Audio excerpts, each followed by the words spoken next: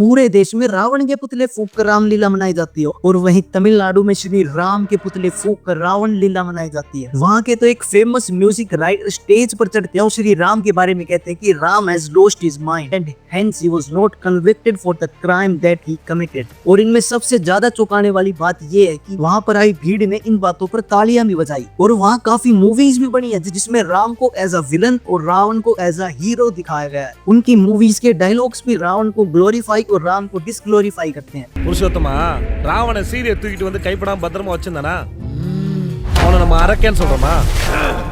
அதே ராம அவளை காப்பாத்தி கொண்டு போய் அவளை சந்தேகத்தில போட்டு எரிச்சானா அவன் நம்ம கடவுள் சொல்றோமா? అవును మామ। ராமன் கெட்டவனா ராவணன் கெட்டவனா? रावण நல்லவனே, ராமன் கெட்டவன்। जब अयोध्या में राम मंदिर बनकर तैयार हुआ तमिलनाडु ने लाइव टेलीकास्ट इवेंट बैन कर दिया और वहाँ के कुछ पॉलिटिशियंस भी कह रहे हैं कि Ramlila has nothing to do with the south. वहाँ के लोग प्राइम मिनिस्टर को लेटर लिख रहे हैं not to celebrate Ramlila all over the India. अगर आप तमिलनाडु की थोड़ी हिस्ट्री में जाओगे तो आपको पता लगेगा कि वहाँ के लोग पब्लिक प्लेस में श्री राम के स्टेचूज पर स्लिपर्स मारते थे, यानी कि चप्पल मारते थे before set it on fire. अब यहाँ पर एक बहुत बड़ा सवाल उठता है, Tamil Nadu a land of temples, spirituality and devotion, आखिर वहाँ के लोगों में श्री राम के खिलाफ इतनी ज्यादा हेट आई कैसे, जहाँ पूरा इंडिया श्री राम के आगे नतमस्तक होता अपने श्रद्धा भाव से, और वहीं तमिलनाडु में इतनी ज्यादा हेट श्री राम के खिलाफ आखिर कैसे? आखिर श्री राम और तमिलनाडु में ऐसा क्या लिंक है जो इस हेट का रीजन है? आखिर क्यों तमिलनाडु के लोग रावण को इतना ज्यादा ग्लोरीफाई कर रहे हैं? इस सवाल के जवाब के लिए हमें तमिलनाडु की हिस्ट्री में थोड़ा पीछे जाना पड़ेगा। 1970s के टाइम पर तमिलनाडु की पॉलिटिक्स अपनी एक ब्रांड न्यू आइडियोलॉजी बनाने लग रही थी, एक ऐसी आइडियोलॉजी जो डायरेक्ट रिलीजन पर वार करती थी, जो हिंदू रिलीजन के एक्सिस्टेंस पर सवाल उठाती थी। और इस आइडियोलॉजी के पीछे थे पेरियार ईवी रामास्वामी। अब ये कोई नॉर्मल आदमी नहीं था, ये एक सोशल रिफॉर्मर था जो कास्टिज्म जैसे मुद्दों के खिलाफ जमकर आवाज उठाता था और इन्हीं सभी चीजों के पीछे वो अपना एक एजेंडा भी चला रहा था, जिसके कारण तमिलनाडु के लोग श्री राम, श्री कृष्ण और श्री विष्णु को हेट करने लग गए थे। उनका मानना था कि हिंदुइज्म ब्राह्मण्स द्वारा डेवलप किया गया है अपने आप को सुपीरियर रखने के लिए और बाकी लोगों को कंट्रोल करने के लिए। उनका मानना था कि आर्यन रेस के लोग द्राविडियन लोगों को हराकर यहाँ पर कंट्रोल करना चाहते थे,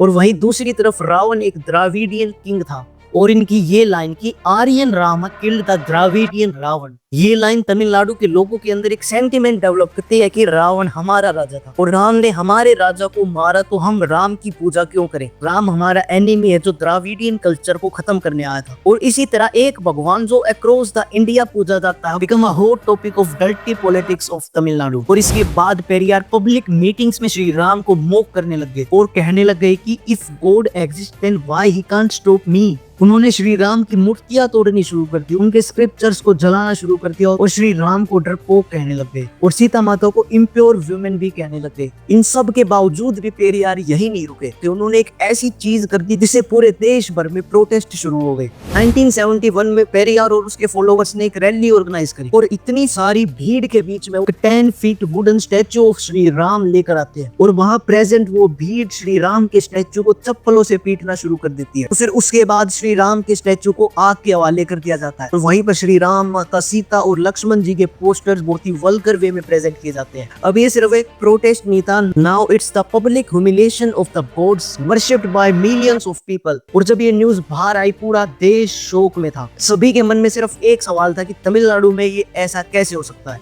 इवन इन द तमिलनाडु लोग इतने ज्यादा गुस्से में थे, वो बहुत ही ज्यादा फ्रस्ट्रेटेड हो चुके थे। अपोजिशन लीडर्स ने भी इनके खिलाफ रैली करनी शुरू कर दी थी और उस टाइम के तमिलनाडु के चीफ मिनिस्टर एम करुणानिधि, जो कि पेरियार की पार्टी से ही लिंक रखते थे, वे उन्हें ओपनली कंडेम नहीं कर सकते थे और एक ऐसे रिलीजियस मिसबिलीफ को डिफेंड भी नहीं कर सकते थे। और वहीं दूसरी तरफ एक मैगजीन के एडिटर चोर रामास्वामी अपनी मैगजीन में वे पोस्टर्स रिलीज कर देते हैं जो उस रैली में यूज किए गए थे। और अब तमिलनाडु के हर घर में इसी के बारे में चर्चा हो रही थी और अब इन्हीं सब चीजों के चलते करुणानिधि की गवर्नमेंट बहुत ही ज्यादा पैनिक में आ गई थी। उन्होंने उस मैगजीन की सभी प्रिंटेड कॉपीज को सीज करने के ऑर्डर दे दिए। तो रात उस प्रेस में रेड मारी जाती है और बहुत सारे बंडल्स ऑफ मैगजीन को सीज किया जाता है ताकि इस बात को दबाया जा सके। लेकिन अब मैगजीन सीज करने का शायद कोई फायदा नहीं था, क्योंकि तमिलनाडु के हर घर में ये बातें पहुंच चुकी थी। और अब इस घटना के 3 साल बाद यानी कि 1974 में ये इंसिडेंट दोबारा रिपीट होता है। अब तक पेरियार की डेथ हो चुकी थी और अब उसके फॉलोअर्स इस लेगेसी को आगे बढ़ाना चाहते थे और अब उसके फॉलोअर्स पेरियार की डेथ एनिवर्सरी को as a Ravan Leela celebrate करना चाहते थे। अगर नॉर्थ इंडिया में रावण को जलाया जाता तो अब साउथ इंडिया में राम को जलाया जाएगा।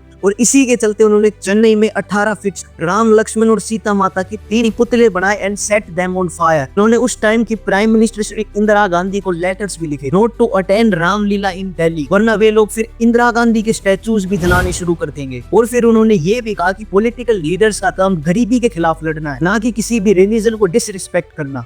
लेकिन इन सब के बावजूद भी पेरियार के फॉलोअर्स अब हर साल रावण लीला को ऑर्गेनाइज करने लगे। पुलिस ने ऑर्गेनाइजर्स को अरेस्ट भी किया, उनमें पेरियार की वाइफ भी शामिल थी। लेकिन 2 साल बाद यानी कि 1976 में वहां के हाई कोर्ट ने उन्हें बाइज्जत बरी कर दिया एंड द जज said there was no violence, there was no disturbance and their act could not be treated as crime. Court के इस वर्डिक्ट ने उनके कॉन्फिडेंस को और बढ़ा दिया और ये बात अब उन्हें पता लग चुकी थी कि राम को जलाने से उन्हें कोई भी लीगल ट्रबल नहीं हो सकता। Now they were repeating it again and again every year just to stay in headlines। यानी कि तमिलनाडु में एक पॉलिटिकल ग्रुप मीडिया अटेंशन पाने के लिए ऐसी हरकतें कर रहा था जो कि पूरे देश के रिलीजनल सेंटीमेंट्स को इफेक्ट कर रही थी और अपने आप को ऐसे प्रेजेंट कर रही थी जैसे वही विक्टिम ऑफ फ्री स्पीच हो। असल बात तो ये थी कि ना तो उन्हें रावण से कोई मतलब था, ना उन्हें राम से कोई मतलब था। उन्हें मतलब था सिर्फ अपनी डर्टी पॉलिटिक्स से। और एक रियलिटी ये भी थी कि ज्यादा से ज्यादा सिर्फ 100 लोग ही इस गंदी हरकत को अंजाम दे रहे थे। But on the next day Indian media में खबरें छपती थी कि तमिलनाडु सेलिब्रेट्स रावण लीला, जैसे कि पूरा तमिलनाडु ही सडनली राम को छोड़कर रावण के पीछे आ गया हो। शायद आपको इस बात पर बिलीफ ना हो कि तमिलनाडु में ना तो कभी रामलीला सेलिब्रेट होती थी और ना ही कभी रावण लीला सेलिब्रेट होती थी। ये तो सिर्फ कुछ नीच पॉलिटिशियंस द्वारा अपने आप को नॉर्थ इंडिया से अलग दिखाने के लिए चलाया गया एक पॉलिटिकल प्रोपेगेंडा था। उनको लगता था अगर वो अपने आप को नॉर्थ इंडिया से अलग दिखाएंगे तो तमिलनाडु की पब्लिक शायद हमारे फेवर में आएगी। लेकिन हुआ एकदम इसका उल्टा। इन लोगों की इस गंदी हरकत को तमिलनाडु के लोगों का कभी भी फेवर नहीं मिला। इवन 1971 में जब पहली बार श्री राम का पुतला जलाया गया था तो तमिलनाडु की पब्लिक ने इसका बहुत ज्यादा विरोध किया। इवन आज के दिन भी तमिलनाडु के लोग 1970s के उस पॉलिटिकल प्रोपेगेंडा को सपोर्ट नहीं करते। आज भी वे लोग अपने आप को श्री राम से ज्यादा वेल कनेक्टेड पाते हैं। इवन आज भी आपको तमिलनाडु में इतने नाम मिल जाएंगे जिनके अंदर राम शब्द का यूज हुआ है। इवन पेरियार जिसने रावण लीला शुरू करी थी उसके नाम के अंदर भी राम आता था। लेकिन आपको कभी भी किसी के नाम के अंदर रावण शब्द नहीं मिलेगा because they never support Ravan. आज भी आपको तमिलनाडु में 200 से ज्यादा टेम्पल्स मिल जाएंगे जो कि सिर्फ श्री राम को डिवोटेड हैं। तो उनमें से कई तो हजारों साल पुराने हैं। कुछ गंदे और नीच पॉलिटिकल लीडर्स ने 1970s के टाइम पर तमिलनाडु की छवि खराब करने की कोशिश करी लेकिन कभी भी कामयाब नहीं हो पाए क्योंकि स्टेट बाउंड्री सिर्फ पॉलिटिकल एक्सपेक्ट के लिए है, क्योंकि इंडिया को बहुत से हिस्सों में डिवाइड करती है लेकिन कल्चरली पूरा इंडिया सिर्फ एक है। और ऐसी और वीडियोस के लिए चैनल को सब्सक्राइब कर दो। बाकी जय बोलेगी, जय श्री राम और जय श्री कृष्ण। अपनी दिवाली को अच्छे से मनाओ।